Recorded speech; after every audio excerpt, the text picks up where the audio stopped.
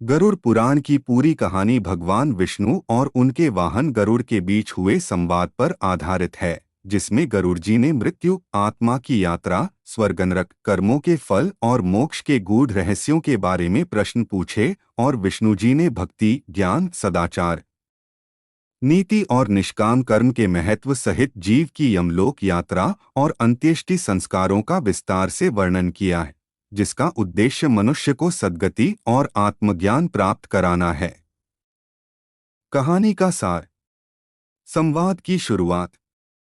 गरुड़ जी, जो भगवान विष्णु के वाहन हैं, ने मृत्यु के बाद आत्मा के साथ क्या होता है, यमलोक की यात्रा कैसी होती है और विभिन्न पाप पुण्य के क्या परिणाम होते हैं, यह जानने की इच्छा जताई।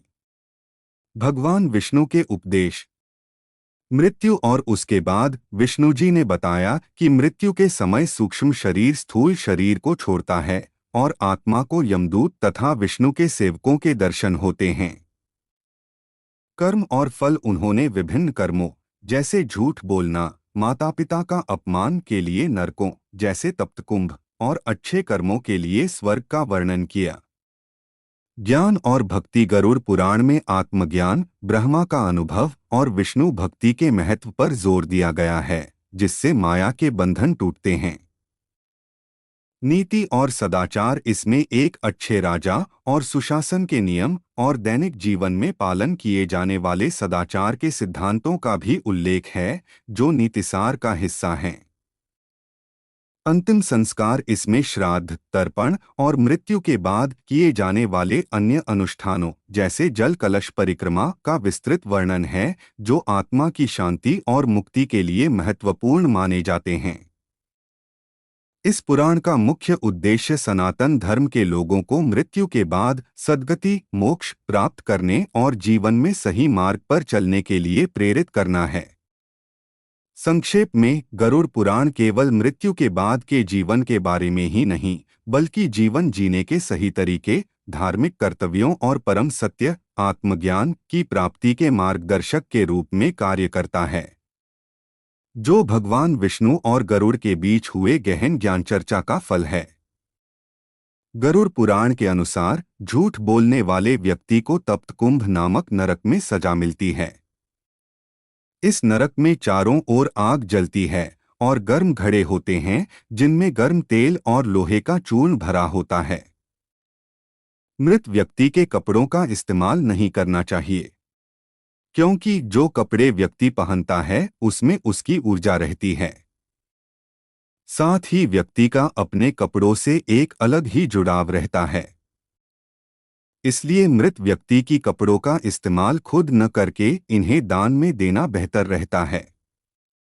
तफमी बढ़ सकती है। स्वास्थ्य की दृष्टि से आज कमर, घुटने, जोड़ों या थकान की समस्या हो सकती है। देर रात जागना, ज्यादा मोबाइल या तनाव आज शरीर पर भारी पड़ेगा। आज समय पर सोना और हल्का भोजन करना जरूरी है। शनिवार होने के कारण आज शनि देव को प्रसन्न करना अत्यंत शुभ रहेगा। सुबह स्नान के बाद मन ही मन शनि देव का स्मरण करें।